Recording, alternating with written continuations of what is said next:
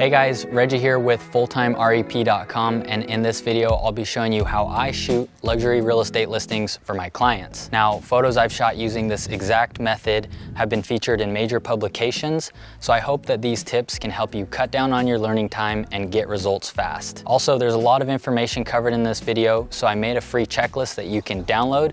If you're interested, it's linked in the description. All right, before we get started, there's two main techniques used by most real estate photographers. With the flash ambient technique, we use a flash to light the room, taking a few different shots, then edit them together into a single photo. With the high dynamic range technique, or HDR for short, we use a setting on our camera that shoots between 3 to 7 shots at different exposures. Then we can merge those shots together into a single photo as well. There's pros and cons to using either technique, but I personally use HDR because it gets me excellent results with less time and less equipment. On most jobs, I'm responsible for shooting photos, video, drone, and virtual tours, so being efficient with my time is key to my workflow.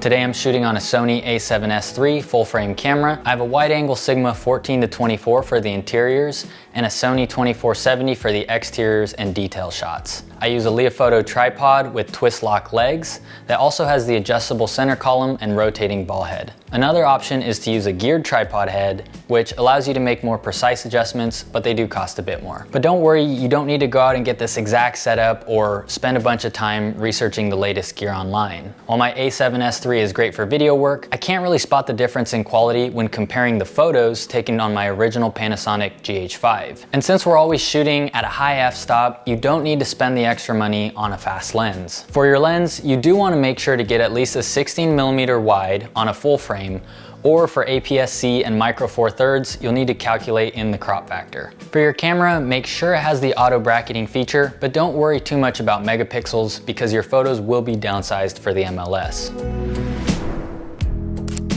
Before I start taking photos, I'll do a quick walkthrough of the house and turn on all the lights, open the windows, and close the toilet seats. And then I'm also checking for any key features that I want to highlight. If I can, I'll find an empty closet or somewhere that I can stash my equipment so that it'll be out of sight once I start shooting. With the camera set up on the tripod, I'll do a quick check of my camera settings. I like to shoot raw images at a 3:2 aspect ratio, and I use 5-shot exposure bracketing at 2 stops. These settings work for me, but I also know photographers that use 7 brackets, some shoot JPEG for the smaller file size, or prefer a 4:3 aspect ratio. So feel free to experiment with your settings over time and dial them into your preferences. Lastly, I use a 2-second delay timer, and this helps reduce the camera shake when my finger comes off the shutter button. It also comes in handy when I need an extra second to jump out of the shot where my reflection might be showing in the mirror. So with my general settings squared away, I'm ready to frame up my first shot. Knowing the basics of composition is key to taking great photos, so I've broken it down into a 3-step process that you can put into practice. And those 3 steps are height, placement, and verticals. So the first step is getting your tripod height set to the appropriate level. In real estate, it's important to keep the camera level to get good vertical lines. So never adjust your framing by tilting the camera up or down. You'll need to raise and lower your tripod as you go. I like to start with my camera roughly at waist level because the amount of ceiling and floor in the frame appear evenly balanced. You might need to adjust if you have higher or lower ceilings. For kitchens, I usually raise the tripod around chest height to get above the tables and countertops. Whereas if I have a low bed or coffee table, I might bring my tripod down to knee height to show it better. Again, these are just broad recommendations, so play around with your tripod height to best match the features in each frame. Once you've set your tripod height, the next step is to choose your camera placement for the shot. A great rule of thumb is to show 2 walls in each shot. This makes it easy when shooting rectangular rooms because I can start in the corner, shoot the first 2 walls, then go kitty corner and shoot the opposite 2 walls. When I'm framing up the shot, I try to get as far back into the corner without damaging anything. Then I adjust either my tripod position or the zoom on my lens to match the corners of the room. And this looks all right, but personally I like to add a bit more depth to the image. So I'll reveal just a bit of that 3rd wall. But be careful when showing more than 2 walls because the wide angle lens distortion can get really obvious. Of course, not every room is shaped like a rectangle, so follow these rules like a pro and break them like an artist.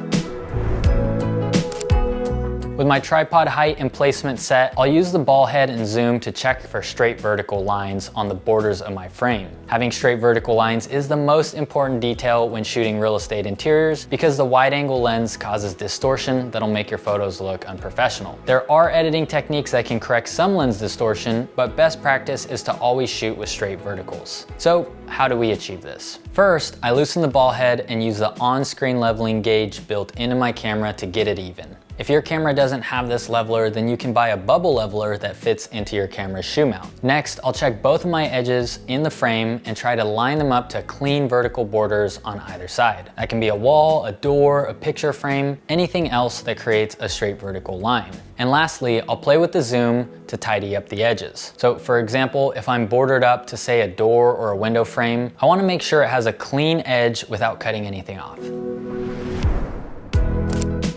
Okay, so now that we have our image framed up, the last thing we need to do is get the proper exposure. Starting with the aperture or f-stop, I keep mine set to f8 and I don't change it throughout the entire shoot. This ensures that all elements in the image stay sharp and nothing gets blurred out by a shallow depth of field. Moving on to ISO, to keep the noise down, I limit it to 400 max, but it can help speed up the brackets in a dark room where I'd have to use a slower shutter speed. So then the last step is to adjust your shutter speed to get an even reading on the exposure meter. But if you're just eyeballing it, try to get the interior bright and evenly exposed. Now I'm ready to press the shutter and let the camera shoot its brackets. After all 5 brackets go off, I'll quickly check my dark exposure to make sure I captured details in the window, and then I'm done and on to the next shot.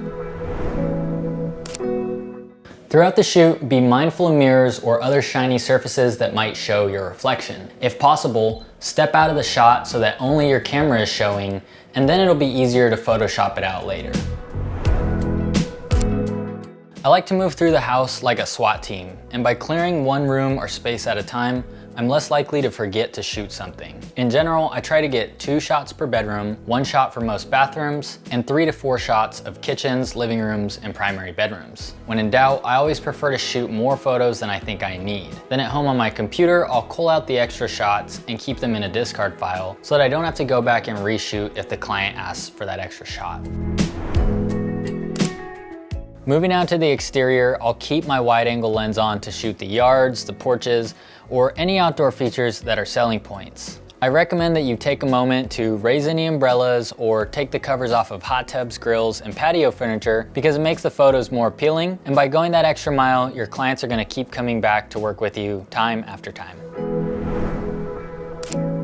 So we're almost done, and now it's time to get what I call the thumbnail shot. When buyers are browsing on the MLS, this one exterior shot acts as the thumbnail for the entire listing, so it's important to spend a little time to get this one right. So for this shot, I'll switch to my 24-70 zoom lens and raise the tripod to its highest setting. You want to balance the ratio of driveway to sky, so this is somewhere where I'll let myself break the rules of vertical lines and tilt my camera slightly up if needed. And I'll show some photos on the screen here for comparison, but I like the look I get between 35 and 50 millimeters. The compression just makes the house look a little more realistic, and by comparison, the wide angle lens just makes it look a bit wacky to me. I usually shoot 2 angles, one from straight on and one at an angle from the driveway side to show a little bit more depth. So that's a wrap for our photo shoot. If there's anything I didn't cover that you want to hear about, leave a question in the comments, or you can head over to fulltimerep.com where I provide in-depth resources on how to master real estate media to start your own business. I cover everything from how to get clients, how to shoot, how to edit, tips for managing a business, and we'll take you on some real life job shadows so you can get experience. But that's it for this video, and I'll see you in the next one. Oh man. He loves it. Just in case. And Yeah, I'm ready for that. I think that's it. Then we're going to exterior.